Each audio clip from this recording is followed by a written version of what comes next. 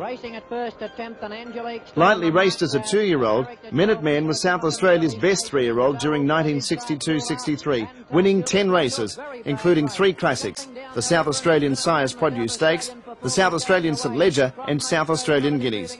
He was also third behind champion New Zealand colt Tactile, who won a record 5 derbies that season, and Hugh Cravatti in the South Australian Derby. The following season, as a 4-year-old, Minuteman hit his straps and carved his niche in the Temple of Australian pacing fame.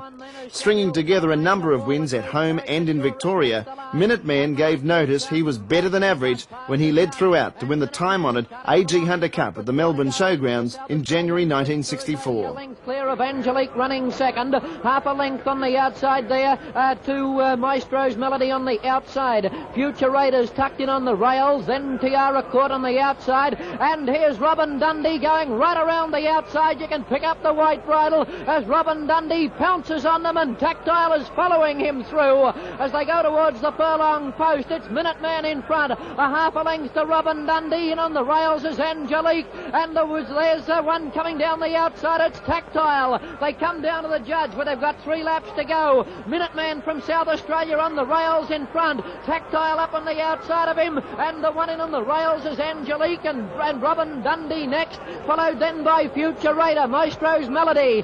Then comes Tiara Court, followed by Waitaki Hanover. Tarcoola is next in on the fence, being passed at this juncture by Caricature. Down the back stretch, 2.5 laps to run, and it's Minuteman still showing the way. Angelique is running second. On the outside of him, Tactile, followed then by Robin Dundee. In behind that one is Future Raider, followed by Maestro's Melody. In behind that one comes Waitaki Hanover, and Tarcoola is the one that's being brought out at this juncture as they come down the straight. They've got 2 laps to go. Where the leader is Minuteman. Minuteman is just in front of Tactile, running second. Angelique is third in on the fence. On the outside, Rising Flood, followed then by Tarcoola as they swing out of the straight. Down the back stretch with a little over a lap to go. Down the back with a little over a lap to go, and it's Minuteman out in front, a length clear of Angelique on the inside. Up on the outside of him is Tactile, and 4 wide right around the outside. One going up is Tiara Court, pushing through in the centre of that one now. His colours obscured, looks like Maestro's Melody. Towards the inside of them, Waitaki Hanover, and back towards the rear. Around the outside is one there, his colours obscured, but it looks like Sheffield Globe. Towards the home turn with 1 lap to go, and it's still Minuteman in front, a length clear. A wall of horses towards the inside, Tactile. On the outside is Tiara Court, and pushing through Angelique. Maestro's Melody up wide on the track, Waitaki Hanover. Tarcoola is 4 wide on the track and back towards the rear too.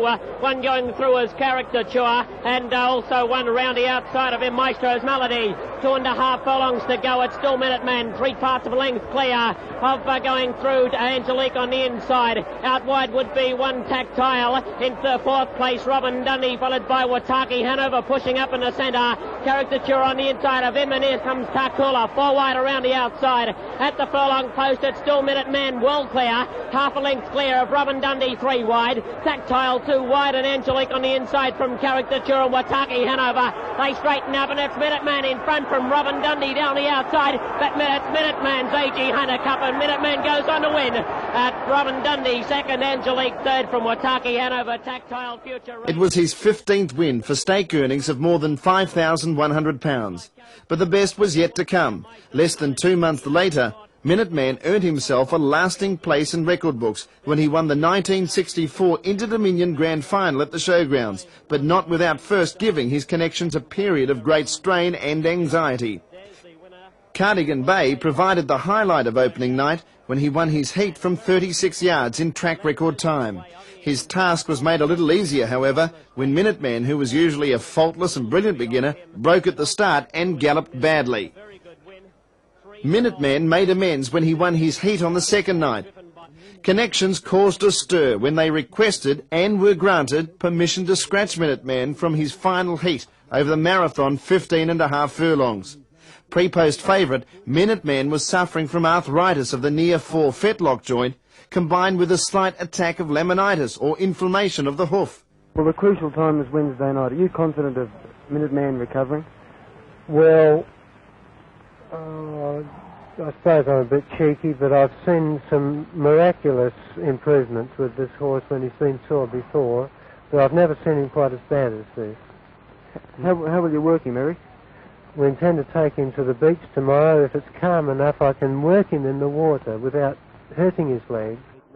By Wednesday, Minuteman was able to stand flat-footed, but it was not until just on 3 1/4 hours before post time for the grand final that he was given the all-clear to take his place in the field. They're racing, and from the front, Minuteman's the first to get going.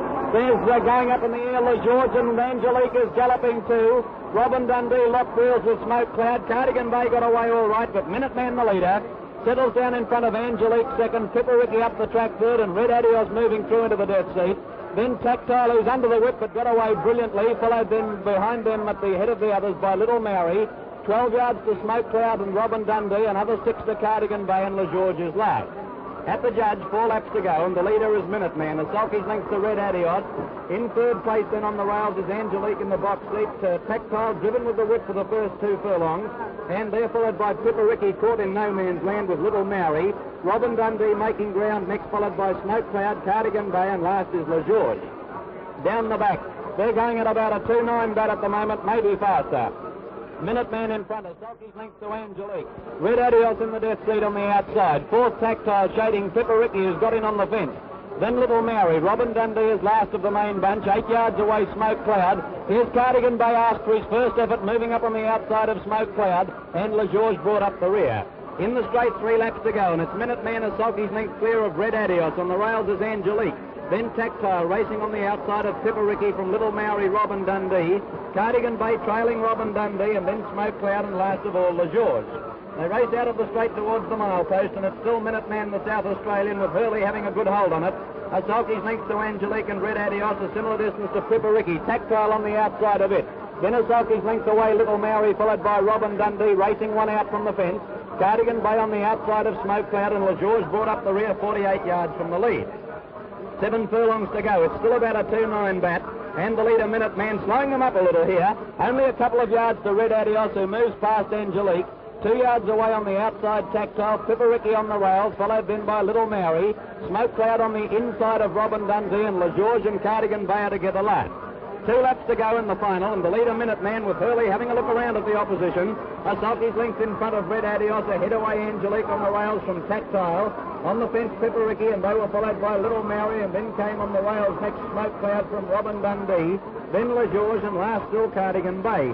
5 furlongs to go. When is there going to be a move made? Could it be Cardigan Bay? But the driver's still sitting there, and with 4.5 furlongs to go, Minuteman dictating the terms to them. A sulky's length clear of Angelique, and on the outside, Red Adios, who's had to do it the hard way.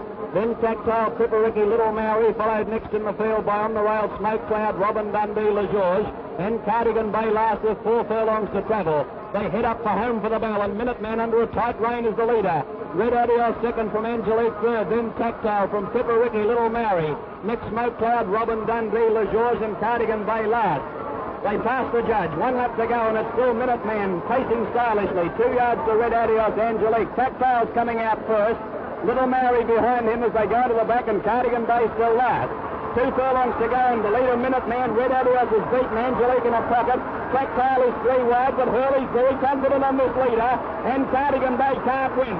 A furlong to go, and the leader Minuteman. Angelique gets out and looks the big danger from Tactile. Then Pippericki, Robin Dundee, but at the furlong, Minuteman's doing it stylishly. Angelique second from Tactile. Smoke Cloud is next, and then Pippericki.